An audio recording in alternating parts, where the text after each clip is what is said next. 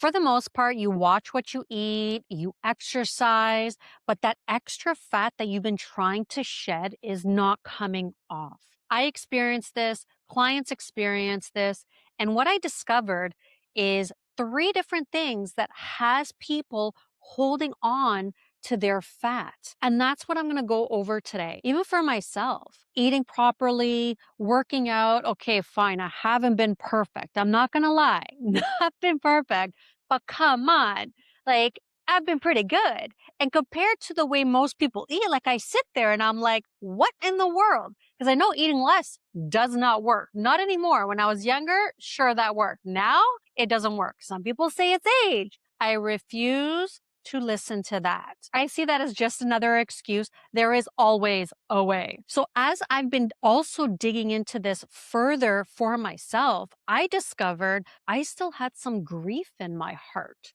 that I hadn't let go of. And it was a form of protection. It was protecting me, which is number one. It's a form of protection. Many times it's actually protecting your heart, the pain, any hurt, any beliefs within your heart. For me, I was still holding on to grief that I didn't even realize I was holding on to.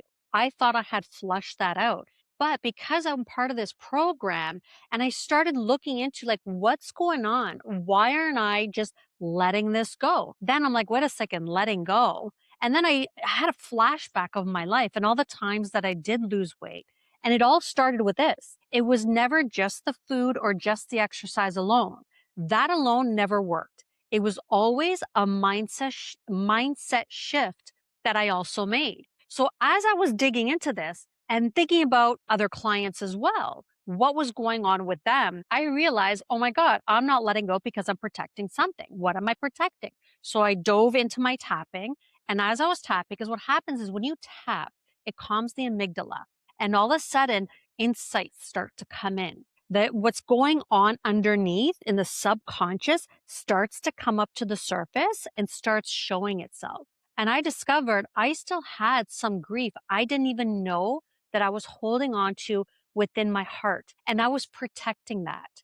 And a part of me, I didn't realize, was scared to actually feel that. I was burying it to not have it come out in order not to release it, in order not to feel it because of not wanting to feel that pain. So protection is a huge one, and it's usually protecting your heart. So the more you do your healing as far as what's going on in your heart, the pain, the hurt, the belief systems. I've known people who had that extra weight in order to not attract men in their life because of experiences that they've had. It always came back to a form of protection and protecting the heart. Number two, and when you do that inner work to start releasing things, you're going to realize, I don't need this protection, right? And there's also going to be a point where you need to forgive yourself and show love to your body for trying to protect you in a way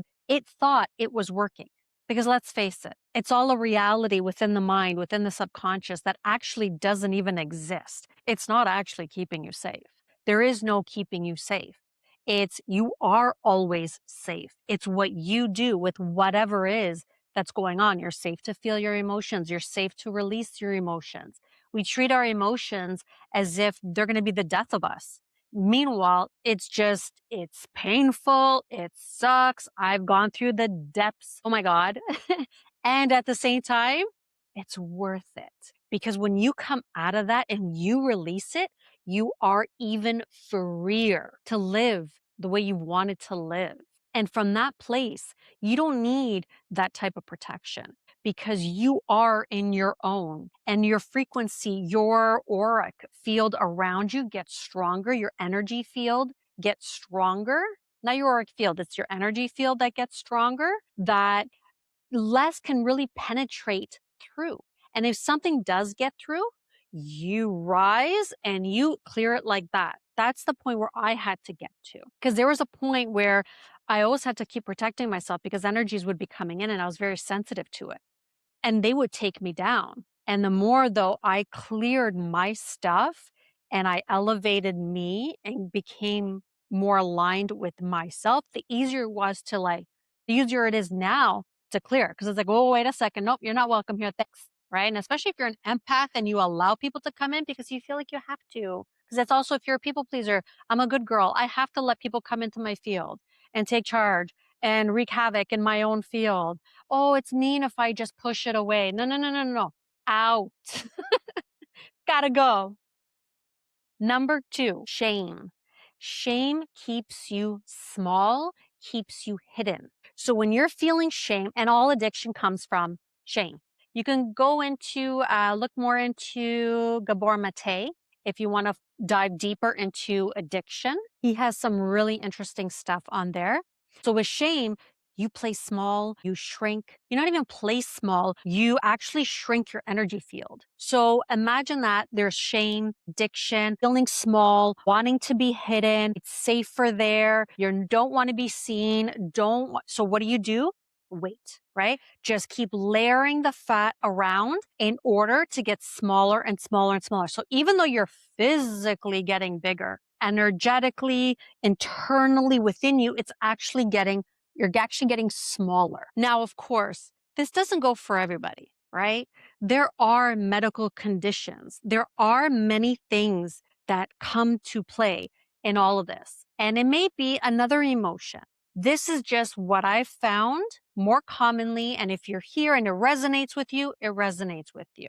So just remember, this isn't like the end all be all. But shame is a big one because it keeps you small, it keeps you hidden. And then what also happens is you are also then feed the shame even more. So now you're probably shaming yourself for the way you look. You're shaming yourself for whether you did that exercise or not. You're shaming yourself for whether you ate that piece of cake or not, or how you're eating. You're shaming yourself. There's something wrong with me. So then it keeps repeating itself over and over and over again. So you want to stop that shame. You want to stop it in its tracks because that's one of the key pieces right there is stopping the shame. So if you eat that piece of cake, don't shame yourself because it's going to get worse. Because when you shame yourself, you're then going to want that extra piece of cake. You're going to keep going and going and going. Shame is huge with this. You want to come to a place of unconditional love for you, no matter what, exactly as you are right now. That is such a crucial piece. I remember the time when I had a harder time losing weight. There was a point I actually just forgot about losing weight. I let it go and I stopped shaming myself and I loved myself exactly the way I was. And then it started to just naturally release because the more you shame yourself, the worse it is. Same with when I quit smoking. So I kept shaming myself for being a smoker. Because I was shaming myself for being a smoker, I kept smoking even more. As soon as I stopped shaming myself and loving myself, even though I was sitting there with that cigarette in my hand, I was actually sending love to the cigarette, sending love to myself and accepting this is what I'm doing. This is what I chose. And love myself no matter what. I think it was within a week, I quit smoking and never looked back again. Shame will actually have you continue doing that exact thing that you're shaming yourself for doing. Number three, not lovable, which comes from shame. Not lovable. You're not worthy exactly the way you are. Exactly what I said earlier about the shame and unconditionally loving yourself, that you are lovable exactly the way you are. You are worthy exactly the way you are. And no, it doesn't mean that you don't want to make some improvements, that you don't want to do things to add more vitality, more energy into your life, more movement, whatever it is, a feeling of more freedom, of more peace, relaxation. Whatever it is, it doesn't mean that you do not want to bring these things into your life, that you don't want to take actions that bring this into your life. Not at all. It just means that even the way you are, even if you stayed the way you are perfect, whole, and complete exactly the way you are. Lovable, worthy, good enough, all of it. And once you discover how worthy you are, you're actually going to realize worthiness doesn't even exist because there's no such thing as not being worthy.